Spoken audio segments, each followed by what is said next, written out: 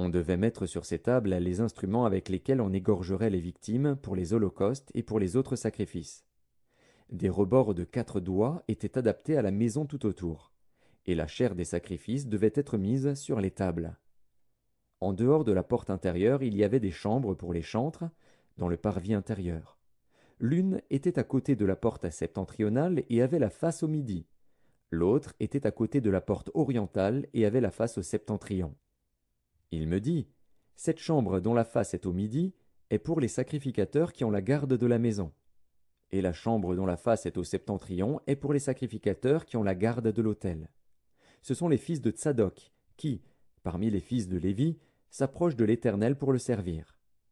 Il mesura le parvis, qui avait 100 coudées de longueur et 100 coudées de largeur, en carré.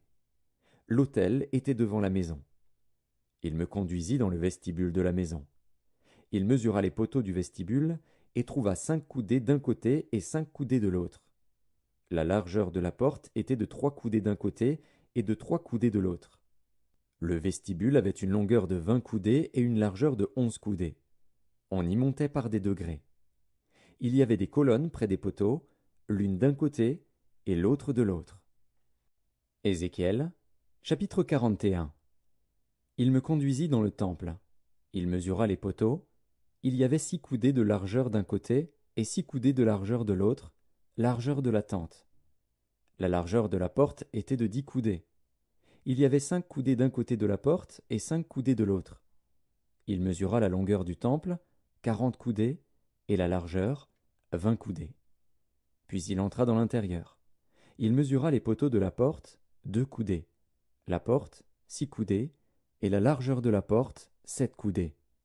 Il mesura une longueur de 20 coudées et une largeur de 20 coudées sur le devant du temple. Et il me dit, c'est ici le lieu très saint.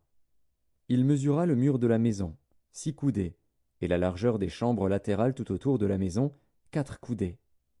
Les chambres latérales étaient les unes à côté des autres, au nombre de 30, et il y avait 3 étages.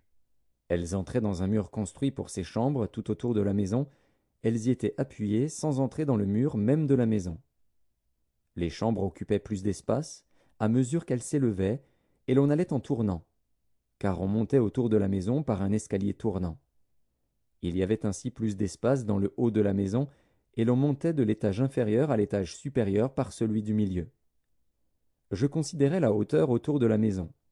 Les chambres latérales, à partir de leur fondement, avaient une canne pleine, 6 grandes coudées. Le mur extérieur des chambres latérales avait une épaisseur de 5 coudées. L'espace libre entre les chambres latérales de la maison et les chambres autour de la maison avait une largeur de 20 coudées tout autour. L'entrée des chambres latérales donnait sur l'espace libre une entrée au septentrion et une entrée au midi, et la largeur de l'espace libre était de